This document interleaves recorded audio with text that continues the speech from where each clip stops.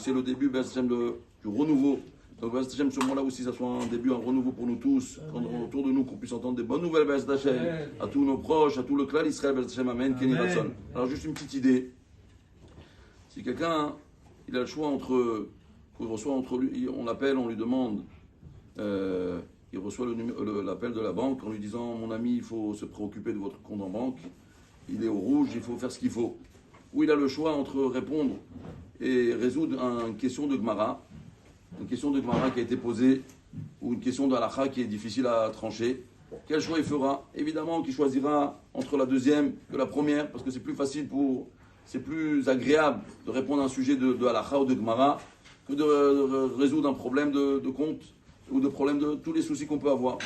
Le Gaon Mivina, il dit que la Torah, elle a une définition, que l'Am Israël, quand ils étaient en Égypte, Madoua Avrot al-Hamazé, depuis que je leur ai demandé, j'ai dit à Paro de faire sortir le peuple juif, pourquoi tu as fait du mal tu lui as fait encore plus de mal? Paro est marqué, Teven Oinaten. Il a dit, ils ne donneront pas de matière première pour construire, et ils devront, ils devront eux-mêmes fabriquer le mortier, ils n'auront pas le choix. Il dit qu'en réalité, dans toutes les circonstances, il y a toujours la possibilité où on a la matière, et on œuvre dans la matière, où on essaie d'investir les vénim, la ben halakha, de blanchir la halakha. Donc il dit, le Gaon Mivina, des fois on a besoin de peiner.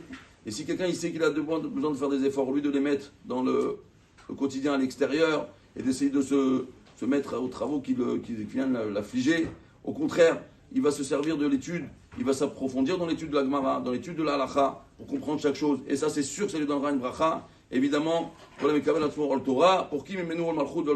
celui qui reçoit sur lui le joug de la Torah, on lui retire de lui tout le joug de Malchut Derech Eretz, de toute la royauté, de toute la souveraineté. Donc, Be'ezrat Hashem, chacun il prend un petit peu pour le clan d'Israël, il essaye, Be'ezrat Hashem, de s'asseoir, d'essayer de comprendre un texte de halakha, d'essayer de comprendre un texte de Gemara. Sachez que déjà ça vous épure à vous d'autres souffrances à l'extérieur, des nisyonotes, et en plus de cela, d'accord, ça permet au clan d'Israël d'avoir des yeshuot, d'avoir des délivrances.